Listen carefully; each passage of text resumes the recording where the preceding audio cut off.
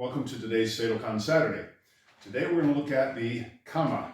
These are the gardening kama, so they are smaller than what we typically use as our weapon version of the kama. However, it is the kama. That's what they are. This is what they were made for. They come in singles.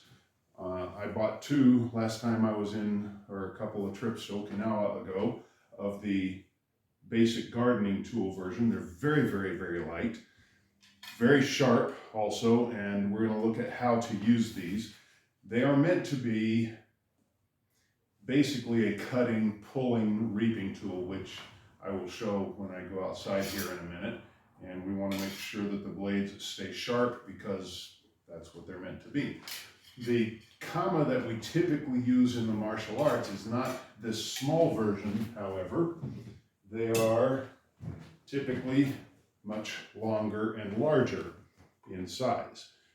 Now, I did see on my Japan trip just recently some gardening kama that were this size, really nice, and I would have picked them up because they were a really cheap price, but by the time I bought them and had them shipped home, because I can't carry them on the ship or the plane, would have been very expensive, so I didn't do that. However, I recently found some on eBay that I could get very, very inexpensively, so it's like 30 or 40 bucks for the pair, which are the full-sized, larger kama, built for gardening, sharp, so I'm expecting those anytime soon, anytime now. But they didn't come yet, so this is the practice unsharpened ones that I typically use when there are students around. I use these for gardening or sometimes for practice here in the dojo as well. And then we also have the fancy schmancy shuredo kama with their covers on. And these are much thicker in the blade than your typical gardening kama. Very nice, also very sharp, and probably a little stronger for chopping things larger than just weeds.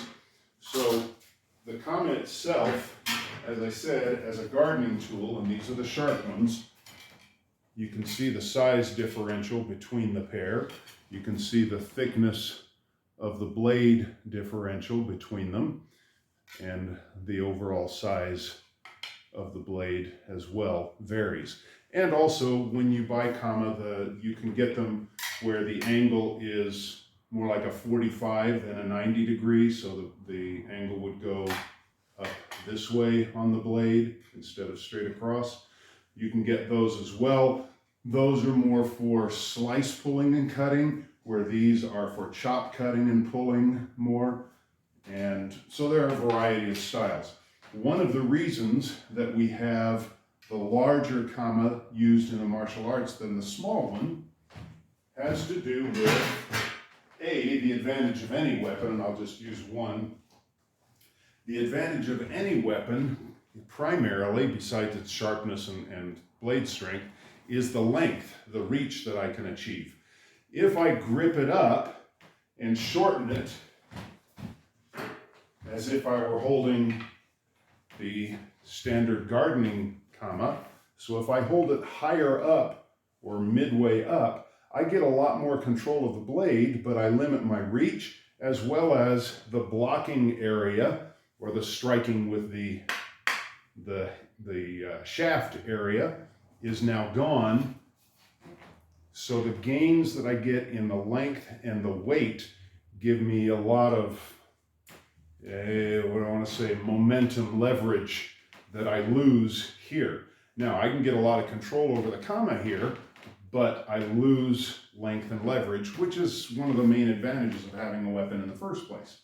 Secondly, in terms of not used for gardening, because typically we don't reverse the grip this way when I'm doing garden type cutting, although you could grip and pull, but typically we keep it in this position. However, there are kata in the martial arts where, and again, this, instead of being more rounded at the end here, this one has a flattened side, so you can always keep track of where the blade is when you are in combative mode. But the other thing that happens, there are kata where the blade is turned this way, and that's done mid-kata by flipping the kama down and up using this flat portion.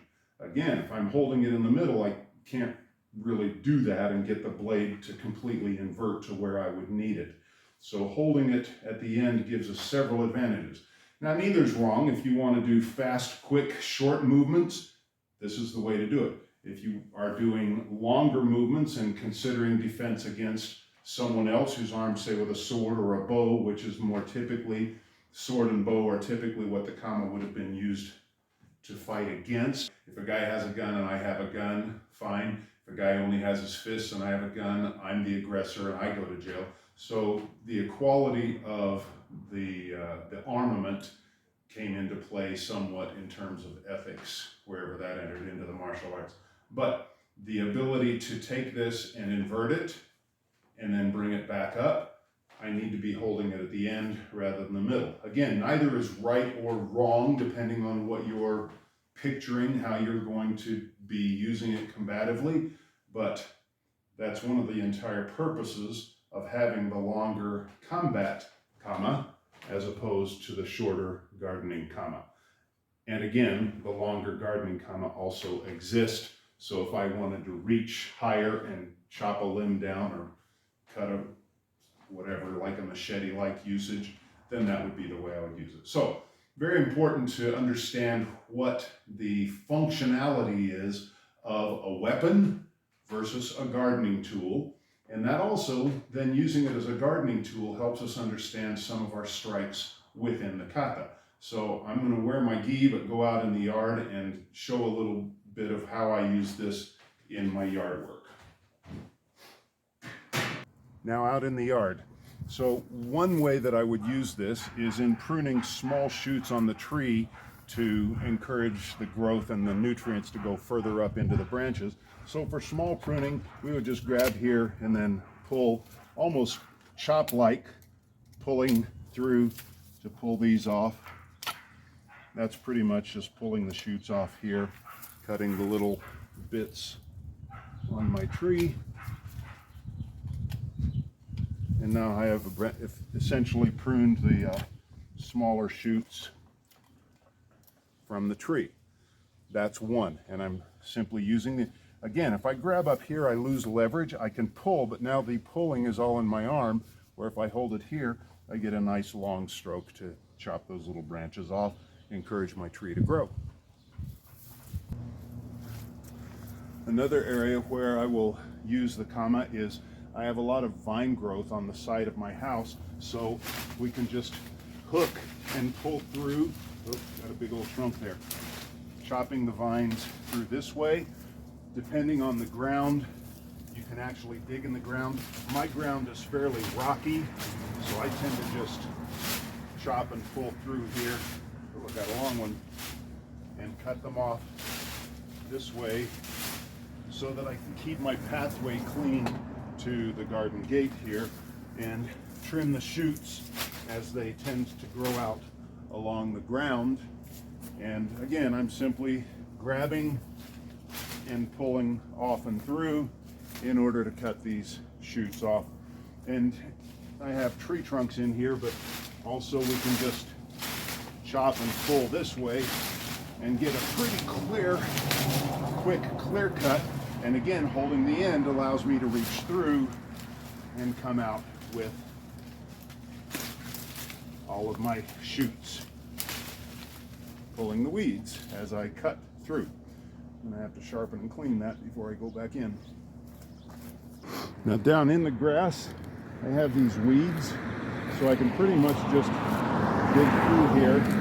And when I get to a root area using the kama, I can just gather that around the root and it can dig through and cut through very nicely to get these more weedy plants up out of my grass. And there's a root, so I chop down into that, poke that down in, and then I can cut through that and get it to the roots, hopefully discouraging further growth.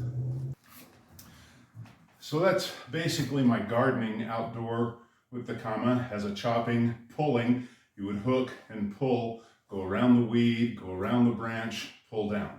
You'll see this movement in the kata. Again, leverage and range. But the biggest difference between kama for combat and kama for gardening is they are used together. Oftentimes one blocking, clearing the way, the other striking. Personally, for myself, if I'm facing this way, I'm bringing the low kama, my hands are essentially together, I'm bringing the low kama up, striking, blocking, or clearing the sword or the bow, as the other kama comes across and forward into the strike and hook. I cross, and from here have a scissoring motion as I clear and strike. And then we go into the other part of the technique. Again, the scissoring motion as I clear and strike. So using them both together. Obviously, the scissor cuts that we have later in the kata and other things such as that. Those are just some points to look at for the kama. We'll look at the kata toma no kama, our Seidokan form, the only one we have in our system, next week. Until then, thanks for joining. Like, share, subscribe, do all those things. And as always, most importantly, let's keep practicing.